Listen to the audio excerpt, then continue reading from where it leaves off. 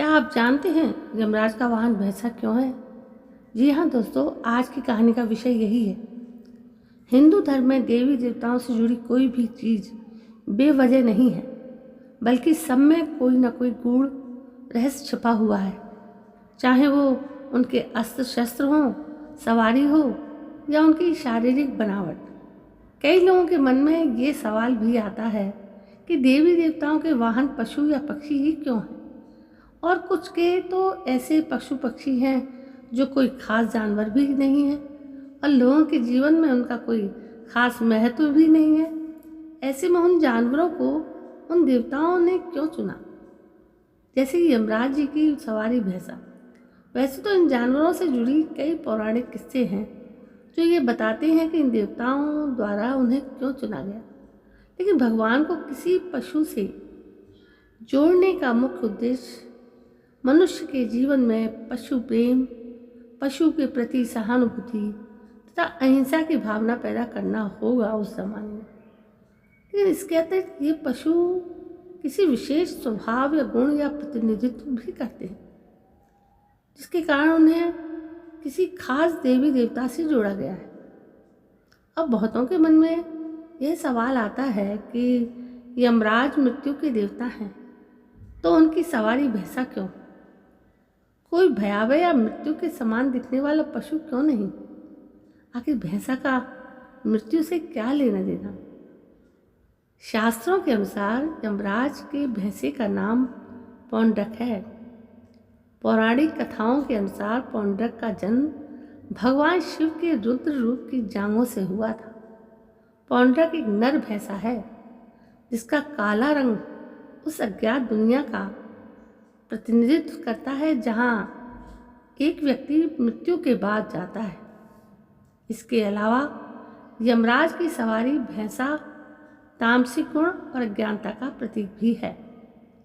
जैसे ही कोई मनुष्य जन्म लेता है, वो अपनी अज्ञानता में यह भूल जाता है कि वो एक दिन मृत्यु को प्राप्त होगा ही होगा। वो अज्ञानता में अपने नश्वर शरीर से इतना प्रेम करने लगता है, उसके मोह में बंध जाता है, तामसिक गुणों को पोषित करने लगता है, उस क्षणभंगुर सुख को असली सुख समझने लगता है, बिल्कुल वैसे जैसे भैंसा अपने ही गोबर में लेटा आनंद लेता है। उसे ही असली सुख समझने की भूल कर बैठता है। मनुष्य यह भूल जाता है कि उसके जीवन में जन्म लेते ही यमराज अपने धीमी और एक समान गति से चलने वाले वाहन भैंसे पर सवार सदा हाथ में गदा और पाश लिए उस तक पहुंचने के लिए अपनी यात्रा शुरू कर चुके हैं। उसके पास वो नश्वर शरीर तब तक है जब तक यमराज उस तक नहीं पहुंच जाते। यमराज का भैंसा केवल नरक का मार्ग जानता है। हमारी अज्ञानता भी धीरे धीरे हमें नरक के मार्ग की ओर ही अग्रसर करती है। वो हमारी चेतना को जागृत नहीं होने देती। यमराज आत्माओं को अपने पाश में बांधकर यमलोक ले जाकर उनकी अज्ञानता को ही तो दंडित करते हैं। पर्याप्त सजा के बाद वे आत्मा को मुक्त करते हैं और फिर से दूसरा जन्म लेने का मौका देकर अज्ञानता को दूर करने का मौका देते हैं, ताकि इस बार आत्मा खुद को जागृत कर स्वयं को कर्म बंधन से मुक्त कर सके। इस प्रकार भैंसा अज्ञानता और तामसिक गुणों से मिलने वाले अंत का प्रतीक है, जो कि केवल और केवल नरक है। वही यमराज का पाश अज्ञानता की सजा का प्रतीक है।